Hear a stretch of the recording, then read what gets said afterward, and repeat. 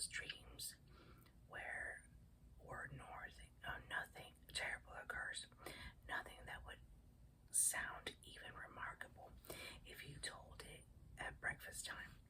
But the atmosphere, the taste of the whole thing is deadly. So with this, I see the rowan berries reddening and don't know for a moment why they, of all things, should be depressing. I hear a clock strike and some quality it has always had before has gone out of the sound. What's wrong with the world to make it so flat, shabby, worn out looking? Then I remember this is one thing I'm afraid of. The agonies, the mad midnight moments must in the course of nature die away. But what will follow? Just this apathy, this dead flatness. Will there come a time when I no longer ask why the world is like a mean street, because I shall take the squalor of normal, thus grief finally subside into boredom, tinged by faint nausea, feelings and feelings and feelings. Let me try thinking instead from the rational point of view. What new factor has H's death introduced into the problem of the universe? What grounds has it given me for doubting all that I believe? I knew already that these things and worse happen daily. I would have said that I had taken them into account. I had been warned. I had warned myself not to reckon on worldly happiness. We were even promised sufferings. They were part of the program. We were even told, blessed are they that mourn, and I accepted it. I've got nothing that I hadn't bargained for. Of course, it is different when the thing happens to oneself, not to others, and in reality, not in imagination. Yes, but should it, for a sane man, make quite such a difference as this? No, and it wouldn't for a man whose faith had been real faith, and whose concern for other people's sorrows had been real concern. The case is too plain. If my house has collapsed at one blow, that is because it was a house of cards. The faith which took these things into account was not faith but imagination. The taking them into account was not real sympathy. If I had really cared, I thought I did, about the sorrows of the world, I should not have been so overwhelmed when my own sorrow came. It has been an imaginary faith playing with innocuous counters labeled illness, pain, death, and loneliness. I thought I trusted the rope until it mattered to me whether it would bear me. Now it matters, and I find it I didn't. Bridge players tell me that there must be some money on the game, or else people won't take it seriously. Apparently, it's like that. Your bid for God or no God, for a good God or a cosmic sadist, for eternal life or nonentity, will not be serious if nothing much is staked on it, and you will never discover how serious it is until the stakes are raised horribly high, until you find that you are playing not for counters or for sixpences, but for every penny you have in the world. Nothing less will shake a man, or at any rate a man like me, out of his merely verbal thinking and his merely notional beliefs. He has to be knocked silly before he comes to his senses. Only torture will bring out the truth. Only under torture does he discover him must surely admit H would have forced me to admit it in a few passes, that if my house was a house of cards, the sooner it was knocked down, the better, and only suffering could do it. But then the cosmic sadist and eternal vivisector becomes an unnecessary hypothesis. In this last note, a sign that I am incurable, that when reality smashes my dreams to bits, I mope and snarl while the first shock lasts, and then patiently idiotically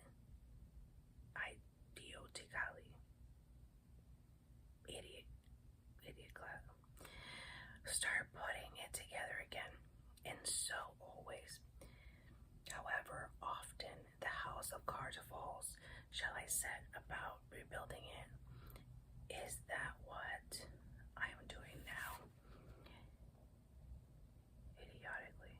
I think that's what it is. Indeed, it's like enough that what I shall call, if it happens, a restoration of faith will turn out to be only one more house of cards, and I shan't know whether it is or not until the next blow comes, when, say, fatal disease is diagnosed in my body too, or war breaks out, or I have ruined myself by some ghastly mistake in my work. But there are two questions here. In which sense may it be a house of cards because the things I am believing are only dream, or because I only dream that I believe them? As for the things themselves, why should the thoughts I had a week ago be any more trustworthy than the better thoughts I have now? I'm surely in a general a saner man than I was then. Why should the desperate imaginings of a man dazed, I said it was like being concussed, be especially reliable? Because there was no wishful thinking in them, because being so horrible, they were therefore all the more likely to be true. But there are fear fulfillment, as well as with fulfillment dreams, wish fulfillment dreams, and were they wholly distasteful? No, in any way I like them. I am even aware of the slight reluctance to accept the opposite thoughts. All that stuff about the cosmic sadist was not so much the expression of thought as of hatred. I was getting from it only pleasure a man in anguish can get, the pleasure of hitting back.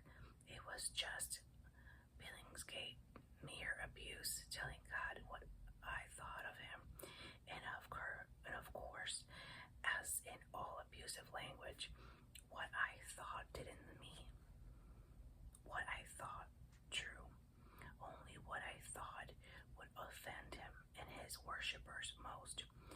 That sort of thing is never said without some pleasure. Get it off your chest. You feel better for a moment, but the mood is no evidence. Of course, the cat will growl and spit at the operator and bite him if she can. But the real question is whether he is a vet or a vivisector. Her bad language throws no lights on it one way or the other, and I can believe he's a vet when I think of my own suffering. It is harder when I think of hers. What a grief compared with physical pain. Whatever fools you may say, the body can suffer 20 times more than the mind. The mind has always some power of evasion. At worst, the unbearable thought only comes back and back, but the physical pain can be absolutely continuous. Grief is like a bomber circling around and dropping its bombs each time the circle brings it overhead. Physical pain is like the steady barrage on a trench in World War I. Hours of it with no it never static pain often is. What sort of a lover am I to think such about my affliction and so much less about hers? Even the insane call, come back. It is all for my own sake. I never even raised the question whether such a return, if it were possible, would be good for her. I want her back as an ingredient in the restoration of my past. Could I have wished her anything worse, having got once through death, to come back and then, at some later date, have her dying to do over again? They call Stephen the first martyr, and Lazarus the raw deal. I begin to see my love for H was of much the same quality as my faith in God. I won't exaggerate, though. Whether there was anything but imagination in the faith, or anything but egoism in the love, God knows I don't. There may have been a little more, especially in my love for H, but neither was the thing. I thought it was a good deal of the card castle about both. When does it matter how this grief of mine evolves or what I do with it? But what does it matter how I remember her or whether I remember her at all? None of these alternatives will either ease or aggravate her past anguish. Her past anguish, how do I know that all her anguish is past? I never believed before. I thought it immensely improbable that the faithfulest soul could leap straight into perfection and peace of that moment death has rattled in the throat. It would be wishful thinking with a vengeance to take up that belief now. H was a splendid thing, a soul straight, bright, and tempered like a sword, but not a perfect saint. A sinful woman married to a sinful man, two of God's patience, not yet cured. I know there are not only tears to be dried, but stains in the scoured. The sword will be made even brighter. But oh God, tenderly, tenderly, already, month by month and week by week, you broke her body on the wheel whilst she still wore it. It is not yet enough. The terrible thing is that a perfectly good God is in this matter hardly less formidable than a cosmic sadist. The more we believe that God hurts only to heal, the less we can believe that there is any use in begging for tenderness. A cruel man might be bribed, might grow tired of his vile sport, might have a temporary fit of mercy, as alcoholics have fits of sobriety. But suppose that what you are up against is a surgeon whose intentions are wholly good. The kinder and more conscientious he is, the more inexorably he will go on cutting. If he yield to your entreaties, if he stopped before the operation was complete, all the pain up to that point would have been useless. But it is credible that such extremities of torture should be necessary for us. Well, take your choice. The torture occur. If they are unnecessary, then there is no God, or a bad one. If there is a good God, then these tortures are necessary, for no even moderately good being could possibly inflict or permit them if they weren't. Either way, we're for it. What do you people mean when they say, I am not afraid of God because I know he is good? Have they ever even been to a dentist? Yet, this is unendurable. And then one babbles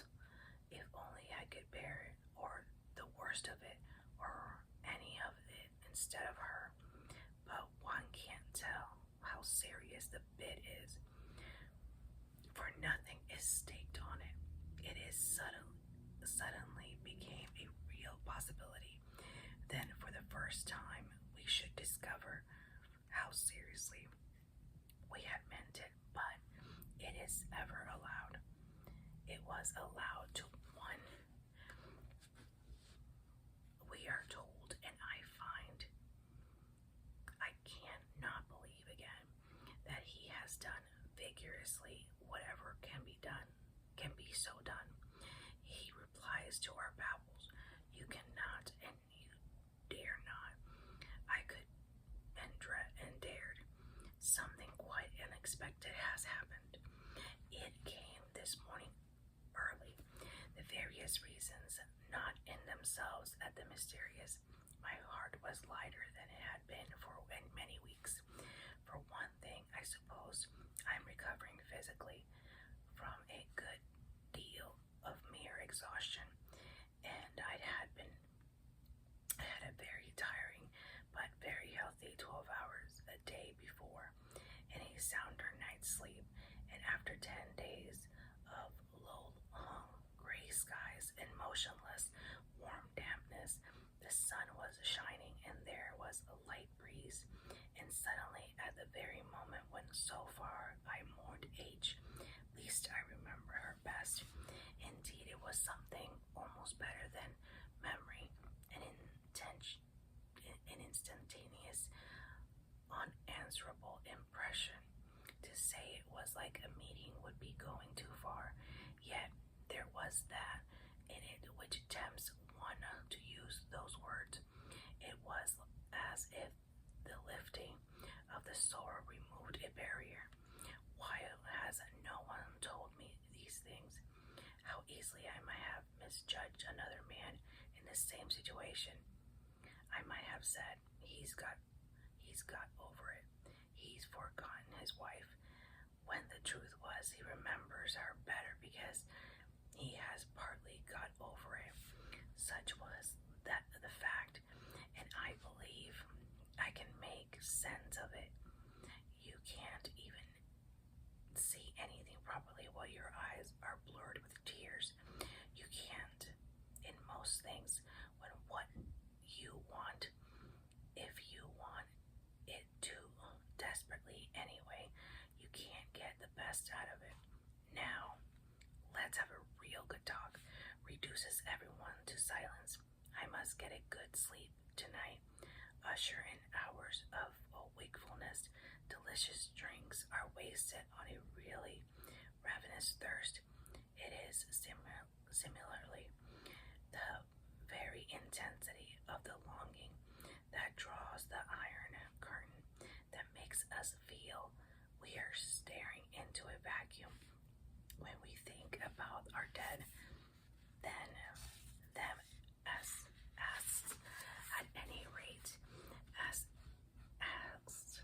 to importunately don't get, perhaps can't, and so perhaps with God I have gradually been coming to feel that the door is no longer shut and bolted. Was it my own frantic need that slammed it in his face?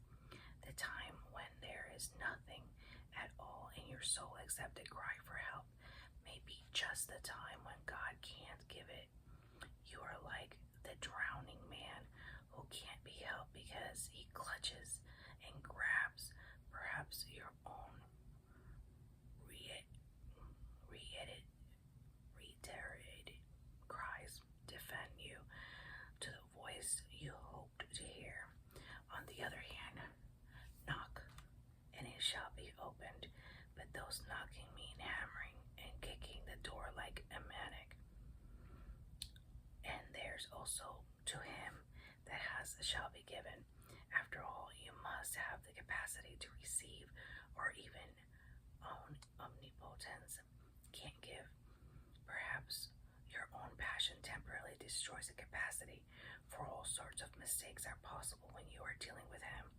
Long ago, before we were married, H was haunted all one morning as she went about her work with her obscure sense of God.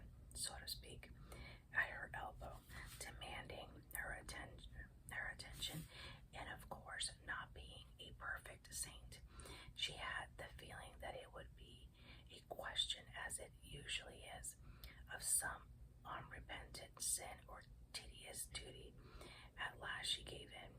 I know how one puts it off, and faced him, but the message was, I want to give you something, and instantly she entered into joy. I think I am beginning to understand why grief feels like suspense.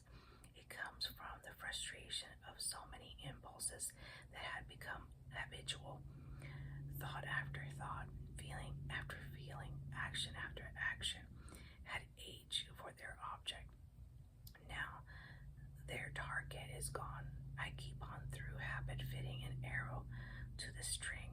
Then I remember and gave and have to lay the bow down. So many roads lead the thought to H. I set out on one of them, but now there is an impassable frontier post across it. So many roads once, now so many cul-de-sac. For a good wife contains so many persons in herself. What was H? Not to me. She was my daughter and my mother, my pupil and my teacher, my subject and my sovereign, and always holding all these in solution, my trusty comrade, friend, shipmate, fellow soldier, my mistress, but at the same time, all that any man, friend, and I have good ones, has ever been to me, perhaps more. If we had never fallen in love, we should have none of the less been always together and created a scandal. That's what I meant when I once praised her for her masculine virtues, but the soon put a stop to that by asking how I liked to be praised for my feminine ones. It was a good riposte, dear. Yet there was something of the Amazon, something of Penthesilea and Camilla, and you, as well as I, were glad it should be there. You were glad I should recognize it.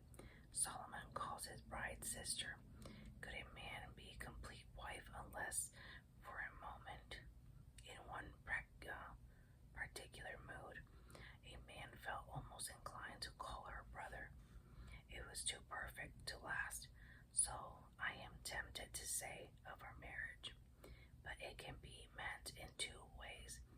I may be grimly pessimistic, as if God no sooner saw two of his creatures happy than he stopped it. None of that here. As if he were like the hostess at the sherry party, who separates two guests the moment they show signs of having got into a real conversation. But it could also mean this had reached its proper perfection. This had become what it had in it to be. Therefore, of course, it would not be prolonged. As if God said, good, you have mastered that exercise. I am very pleased with it. And now you are ready to go on to the next. When you have learned to do quadratics and enjoy doing them, you will not beset them much longer. The teacher moves you on. For we did learn and achieve something. There is hidden or flaunted a sword between the sexes till an entire marriage reconciles them. It is arrogance in us to call frankness, fairness, and chivalry masculine when we see them in a woman. It is arrogance in them to describe a man's sensitiveness or tact or tenderness as feminine, but also what proof warped fragments of humanity most mere men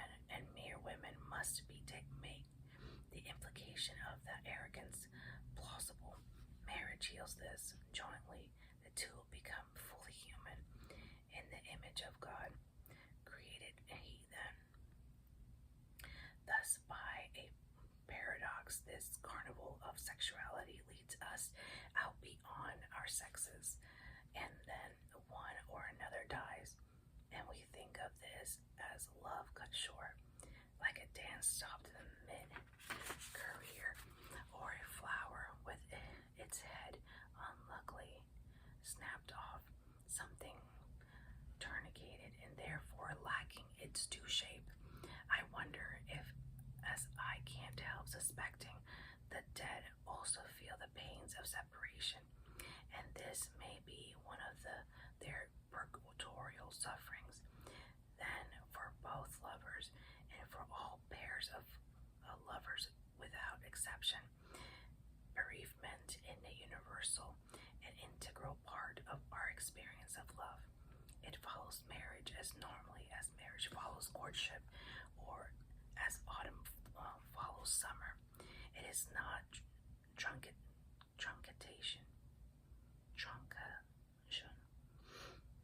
of the process, but one of its phrase, not the interruption of the dance, but the next figure. We are taken out of ourselves by the loved one while she's here.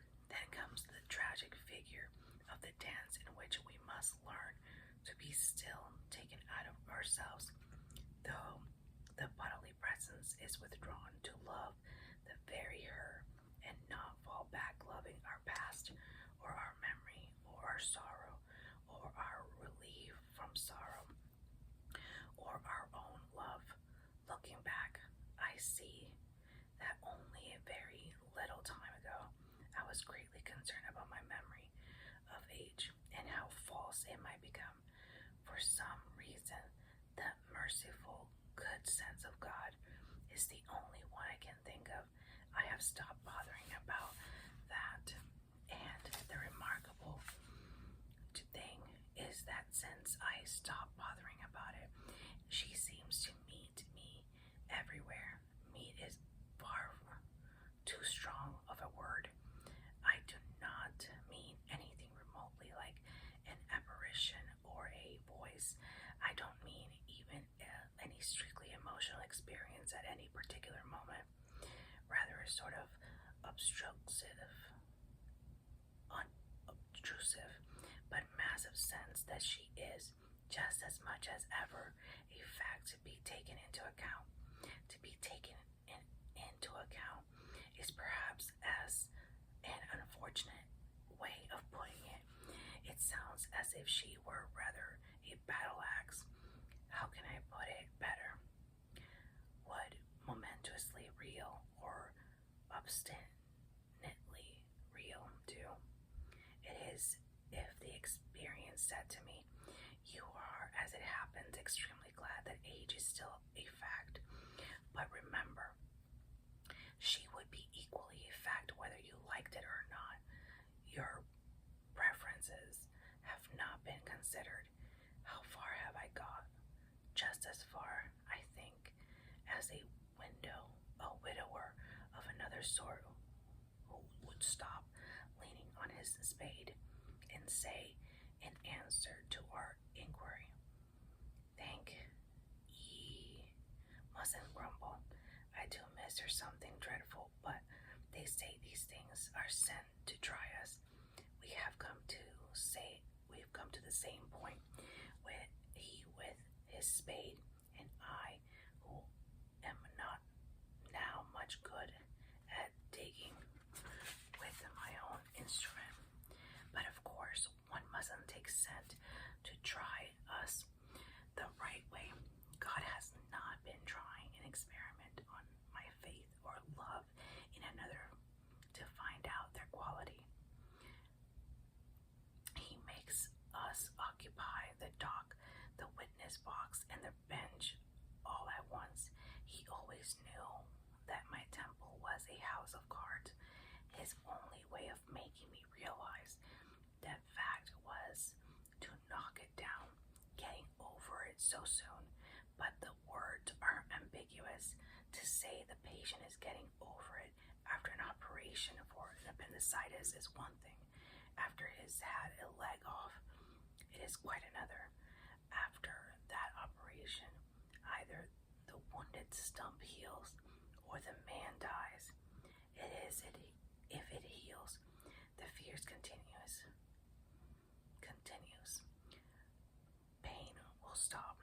Presently he'll get back his strength and be able to stump about on his wooden leg. He has got over it, but he will probably have recurrent pains in the stump all his life, and perhaps pretty bad ones, and he will always be a one-legged man. There will be hardly any moment when he forgets it. Bathing, dressing, sitting down, and getting up again, even lying in bed, will all be different. His whole way of life will be changed. All sorts of pleasures and activities that he once took for granted will have to be simply written off. Duties too. At present I am learning to get about on crutches. Perhaps I shall presently be given a wooden leg, but I shall never be bibbed again. Still, there's no denying that in some sense I feel better, and with that comes at once of a sort of shame and a feeling that one is under a sort of obligation to cherish and foment and prolong one's unhappiness. I've read about that in books, but I never dreamed I should feel it myself. I'm sure H wouldn't approve of it. She'd tell me not to be a fool, so I'm pretty certain would God what is behind it. Partly, no doubt, vanity. We want to prove to ourselves that we are lovers on the grand scale, tragic heroes, not just ordinary privates in the huge army of the bereaved, slogging along and making the best of a bad job. But that's not the whole of the explanation. I think there's also confusion. We don't really want grief in its first agonies to be prolonged. Nobody could. But we want something else, of which grief is a frequent symptom. And then we confuse the symptom with the thing itself. I wrote the other night, the bereavement, it is not the truncation of married love, but one of its regular phases, like the honeymoon. What we want is to live our marriage well in marriage well and faithfully through the phase too. If it hurts, and it certainly will, we accept the pains and necessary part of this phase. We don't want to escape them at the price of desertion or divorce, killing the dead a second time. We were one flesh. Now that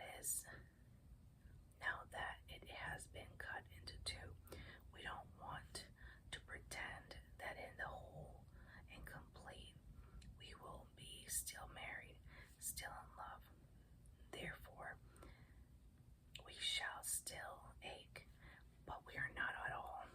If we understand ourselves seeking the aches for their own sake, the less of a man the better, so long as a marriage is preserved.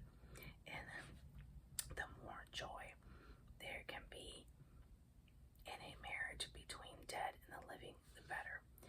The better in every way, for as I have discovered, passionate grief does not link us with the dead, but cuts us off from them. This become clearer and clearer, and it's just at those moments when I feel least sorrow getting into my morning bath is usually one of them.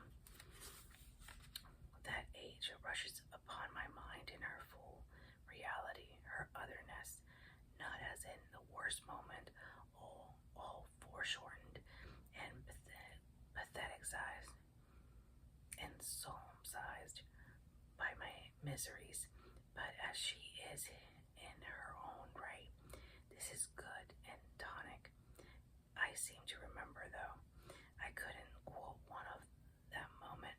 sorts of ballads and folk tales in which the dead tell us that our mourning does them some kind of wrong. They beg us to stop it. There may be far more depth in this than I thought. If so, our grandfather's generation went very fast astray. All that sometimes lifelong ritual of sorrow, visiting graves, keeping anniversaries, leaving the empty bedroom exactly as the departed, used to keep it mentioning the dead either not at all or always in a special voice, or even like Queen Victoria, having the dead man's clothes put out for dinner every evening. This was like mummification. It made the dead far more dead, or was it that conscious, oh my goodness, I can't talk, unconsciously,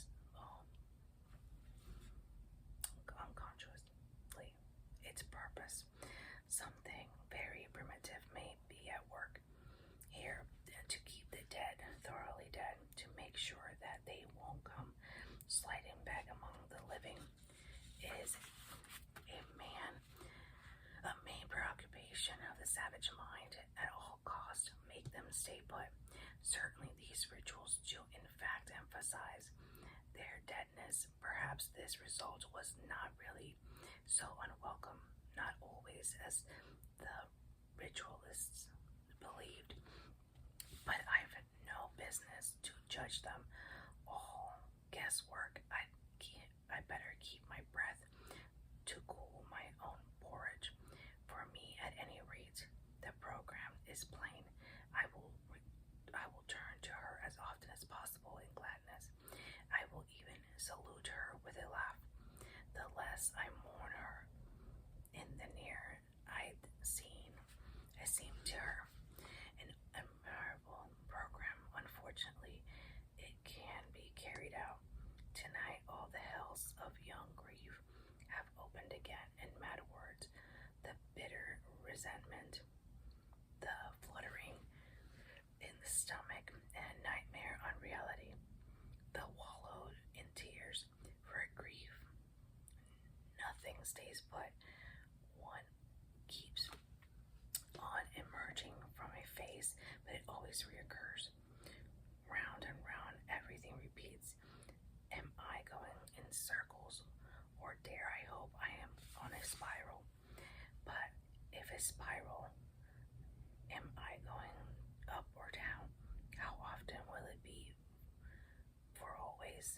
How often will the vast emptiness astonish me like a complete novelty, and make me say, I never realized my loss till this moment? The same leg is cut off time after time. The first plunge of the knife into the flesh is felt again and again. They say the coward dies many times. So does the beloved. Didn't the eagle find a fresh liver to tear in Prometheus every time it dined? Okay, so that was the end of chapter 3. So we'll be back with chapter 4, being that it's the last chapter of this book. I hope you guys have been enjoying. Please, guys, do not forget to subscribe. Give me a thumbs up, share, comment, hit the bell for notifications, follow me on Instagram, and I will talk to you in my next video. Bye, guys. Hi, guys, and welcome back to my channel. Today I have chapter 3 of Grief Observed by C.S. Lewis.